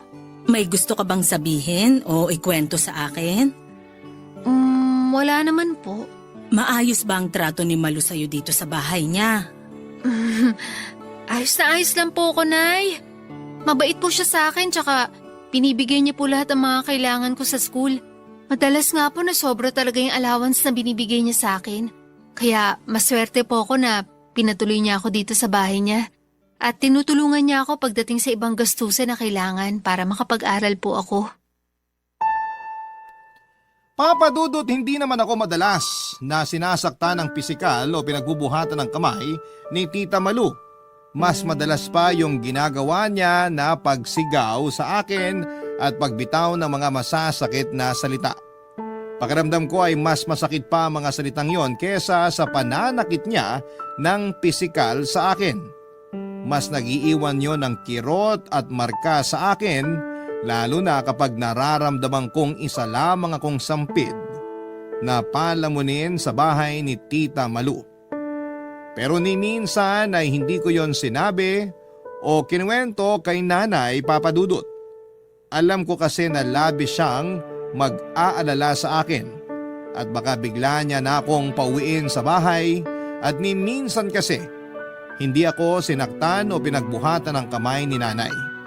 Hindi man perpektong ilaw ng aming tahanan si Nanay ay sapat na ang pag-aalaga at pagmamahal niya para masabi ko na hindi niya hahayaan na masaktan ako ng ibang tao. Kaya ang palagi kong sinasabi sa kanya, sa tuwing magkakausap kami ay ayos lamang ako at mabait naman si Tita Malu. At kailanman ay hindi niya ako dapat na alalahanin, Papa Dudut. Barangay Love Stories. Barangay Love Stories. Papa Dudut, sa kabila ng hindi magandang pinagdaanan ko kay Tita Malu, malaki pa rin ang naging pasasalamat ko sa kanya dahil nakatapos ako ng pag-aaral ko. Oo, hindi naging madali ang lahat pero naging daan naman si Tita Malu para matupad ang mga pangarap ko na maitawid ang kolehiyo. hindi man gaanong naging maayos ang pagtrato niya sa akin, nagpapasalamat pa rin ako na pinatuloy niya ako sa bahay niya at tinulungan sa mga gastusin ko sa pag-aaral. Papadudot, umuwi na rin ako noon sa bahay at kagad ding nakahanap ng maayos na trabaho. Literal na ako ang sumalo ng lahat ng responsibilidad at gastusin sa bahay namin. Pinakamabigat na kasama ang pagbabudget ko. Sa pag-aaral ko sa kolehiyo or pagpapaaral ko sa kolehiyo sa kapatid kong si Alena na sumunod naman sa akin. Wala kasi siyang kahit na anong scholarship na pwedeng makabawas ng tuition fee niya. Pero ganun pa man ay pilit kong ginapang ang pag-aaral niya. Kasabay ng ilang gastusin sa bahay dahil umaasa ako na kapag nairaos ko ang mga gastusin sa pag-aaral ni Alena, matutulungan niya ako sa responsibilidad sa pamilya namin, Papa Dudut.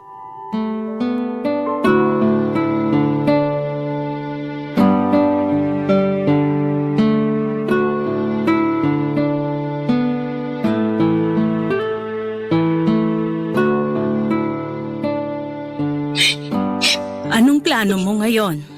Hindi ko nga po alam, Nay. Kailangan malaman na to ng ate mo habang maaga pa.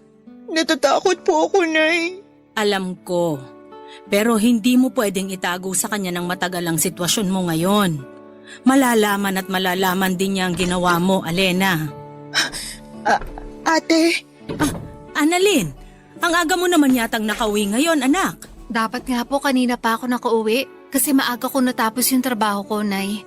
Kaya lang, ang traffic naman po banda dun sa may tulay kasi may banggaan na naman po ng truck at kotse dun. Grabe tuloy yung traffic na mapadaan yung jeep namin dun kanina. Madalas talaga na may nangyayaring aksidente doon. Ay, sandali nga lang at ipagtitimpla kita ng kape mo. ako na po magtitimpla ng kape, Nay. Ako na.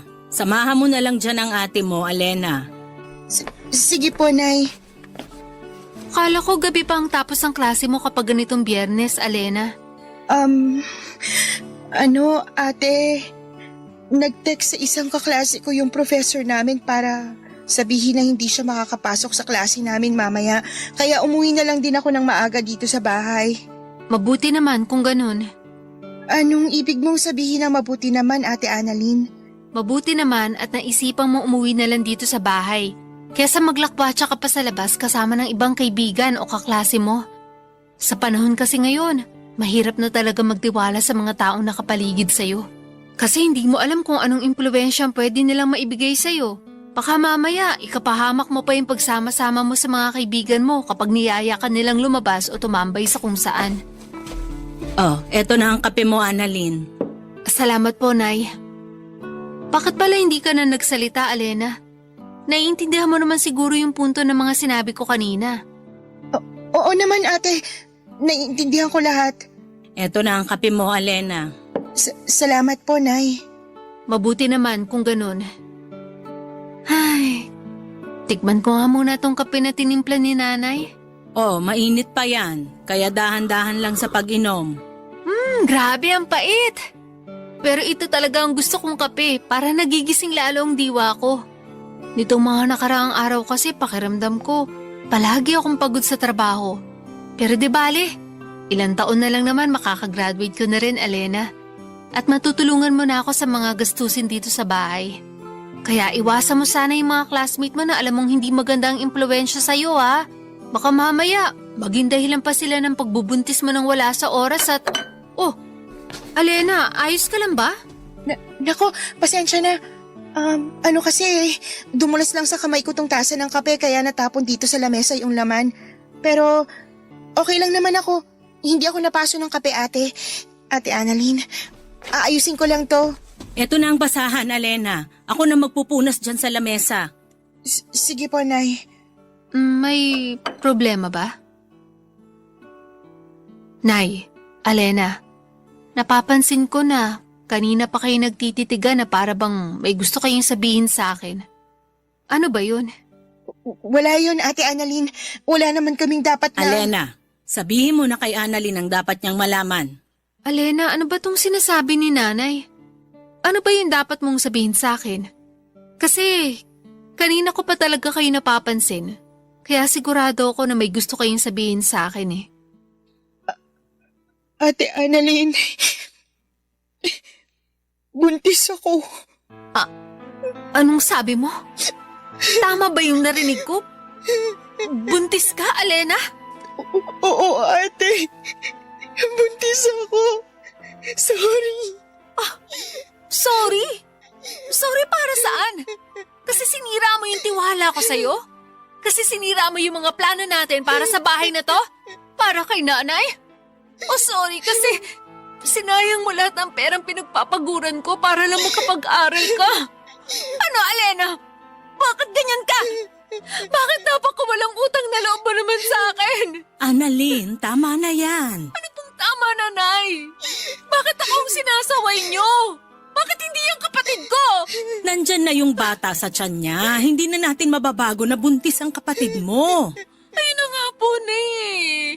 Bakit parang hindi niyo man lang sinubukan na pigilan siya sa kalandian na ginagawa niya? Sabi ng tama na, Annalyn. Huwag mo nang pagsalitaan ng ganyan ang kapatid mo. Ayun naman po talaga ang totoo na eh. Wala nang ibang gagawin si Alena kung hindi ang pagbutihin ng pag-aaral niya. Pero lumandi pa siya at nagpabuntis sa kung sino lang lalaki. Samantalang ako nun, wala akong inatupag kundi pag-aaral ko at paninilbihan kay Tita Malu. Sa bagay, hindi niya rin naman po alam kung anong pasakit ang pinagdaanan ko sa kamay ni Tita. Ha? Sinasaktan ka ba ng Tita Malu mo? Opo, at hindi lang yon. Palagi niya pa ako minumura at sinusumbat sa akin lahat ng mga ginagastos niya para sa akin. Tiniis ko lahat yun. At minsan, hindi ko sinabi sa inyo dahil ayoko mag-alala kayo. Dahil ang nasa isip ko nun, titiisin ko lahat ng hirap at pasakit sa bahay ni Tita Malu para makapagtapos ako ng pag-aaral ko. Para mapag-aaral ko yung mga kapatid ko at dumating ang araw na tutulungan ako ni Alena sa mga responsibilidad dito sa bahay. Pero nagkamali pala ako. Kasi hanggang sa huli, ako pa rin pala ang kailangan na kumayod sa pagtatrabaho para sa inyong lahat.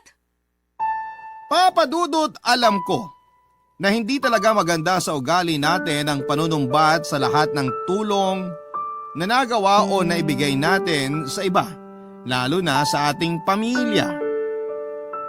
Pero kasi ng mga oras na yon ay pakiramdam ko ay masyado nang nasagad ang pagtulong na ginagawa ko para sa kanila. Masyado na silang umasa sa akin at sinamantala ang kabaitan ko na pagsalon ng responsibilidad ng buong pamilya.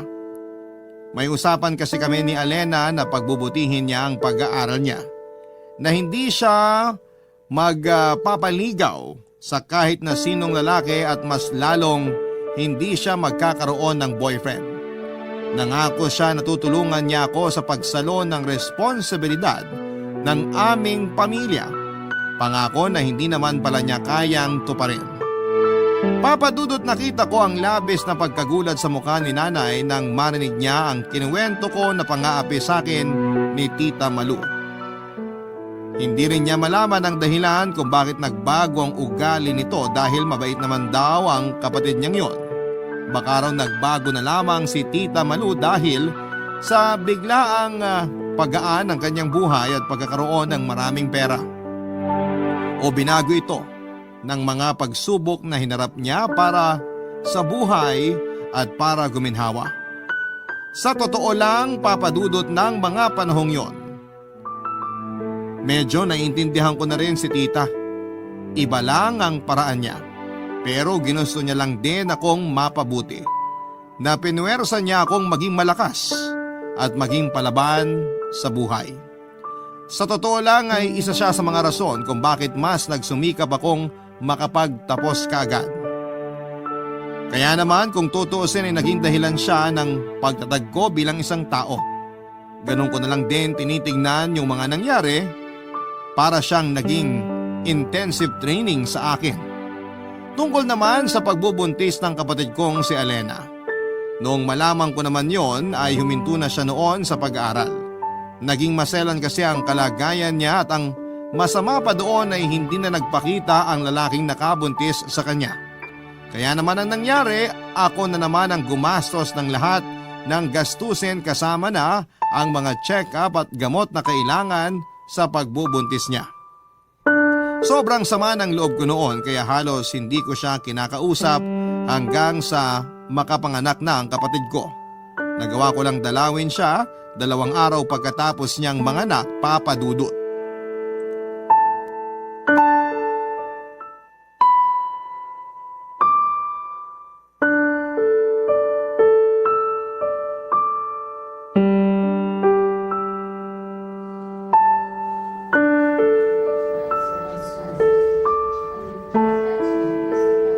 Kamukhang kamukha mo talaga ang baby mo, Alena.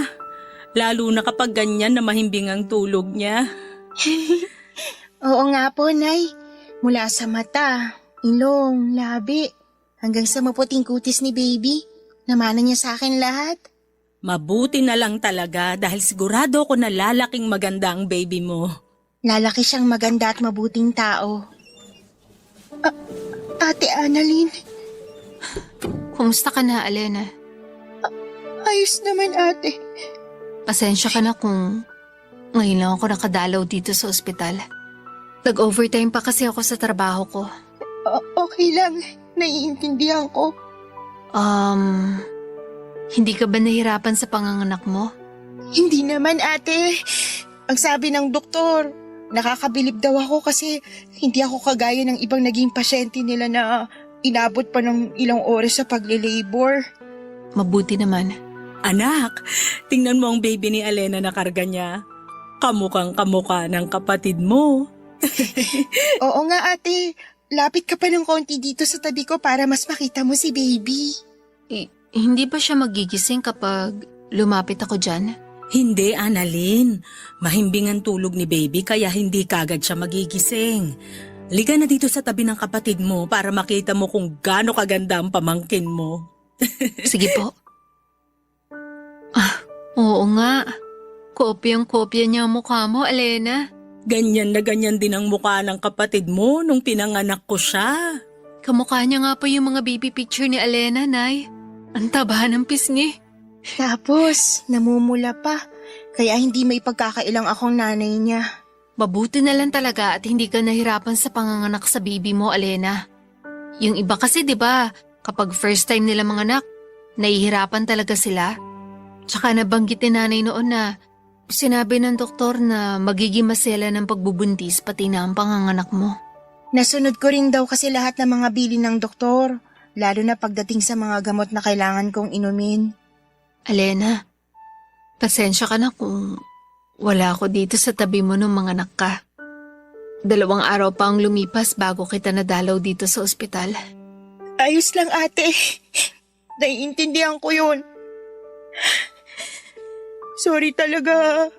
Sorry kung naging pabigat ako na kapatid sa'yo tapos nagdagdag pa ako ng panibagong pabigat sa buhay mo. Hindi totoo yan. Kung ano man yung hindi magandang salita na nabitawan ko sa iyo noon, kalimutan mo na yun. Hindi ko naman kasi talaga dapat na sinumbat sa inyo lahat ng sakripisyong nagawa ko. Pamilya tayo. Kaya kailangan na hindi ako mapagod na tulungan at suportahan kayo. Annalyn, anak. Sorry din, ha? Isa pa po kayo, Nay. Hindi niyo po kailangan na mag-sorry sa akin. Tama ka kasi sa sinabi mo na masyado na naming binigay sa iyo ang mabigat na responsibilidad sa pamilya natin. Kung alam ko lang talaga na sinasaktan ka ni Malu, hindi ko na hinayaan pa na. Tapos na po yun, Nay. Nangyari na po lahat ng yun. Isa pa, sa kabila ng mga nangyari, nagpapasalamat pa rin po ako kay Tita Malu. Dahil malaki ang naitulong niya para makapagtapos ako ng kolehiyo ko. Tsaka ang mahalaga naman po ngayon, yung kasalukuyan natin at future ng pamangkin ko. Yun na lang po ang isipin natin, kung paano natin mas mapapabuti ang buhay natin. Promise ate, kahit may anak na ako, gagawin kong lahat para makatulong sa'yo at sa pamilya natin. Basta wag kami ang palagi mong uunahin, Alena. Ngayong may anak ka na, mas itutok mo sa kanya ang atensyon mo. Huwag kang mag-alala. Tutulungan ka namin palagi ni Nanay. Nandito lang ako palagi sa tabi niyo ni Baby. Papadudot nang malaman ko noon na buntis si Alena ay nakaramdam ako ng paninikip ng dibdib ko. Medyo nahirapan akong huminga dahil sa halo-halong emosyon na nararamdaman ko. Magkakahalong galit, sama ng loob, inis at matinding lungkot ang nasa dibdib ko kaya kaagad na sumabog ang luha ko.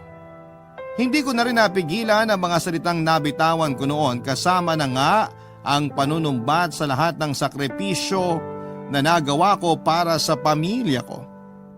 Oo, walang pumilit sa akin na saluhin ang responsibilidad na yon at palagi akong may choice na hindi yon tanggapin.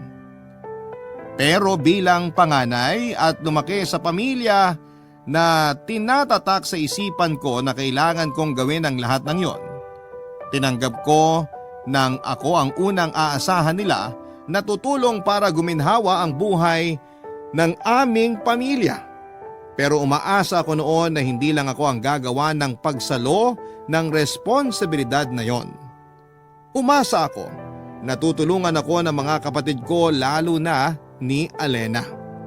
Kaya naman sobrang sumama talaga ang loob ko nang malaman ko na buntis siya at hindi pa pananagutan ng lalaking tatay ng baby niya.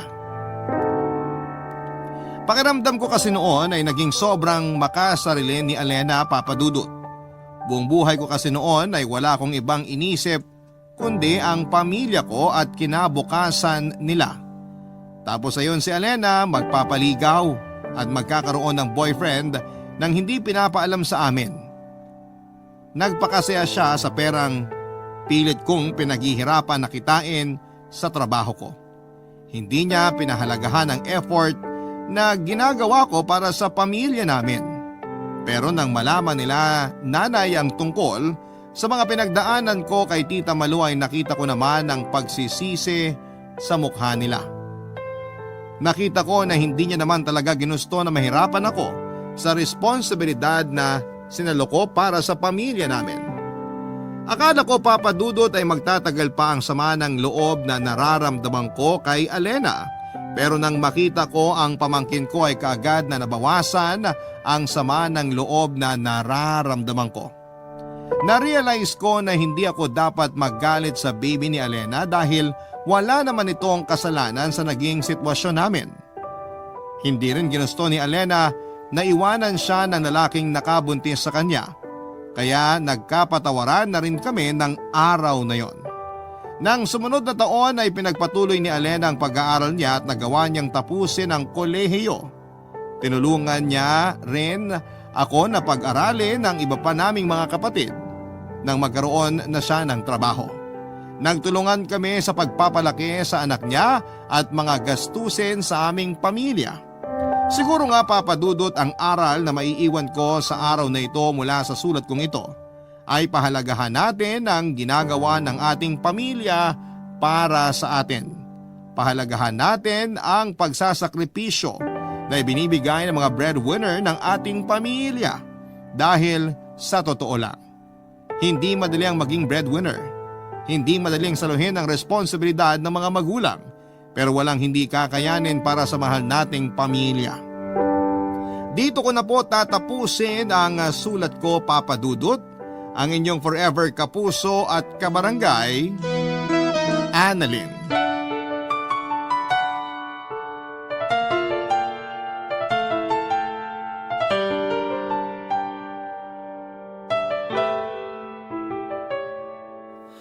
Ang buhay ay mahiwaga,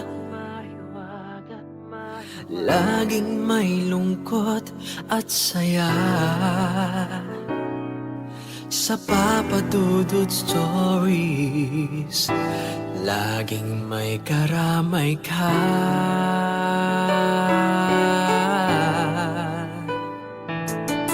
Mga problemang kaibigan, dito ay pakikinggan ka. Sa Papadudot Stories, ay iyong kasama. Dito sa Papa Dudut Stories, ikaw ay hindi nag-iisa.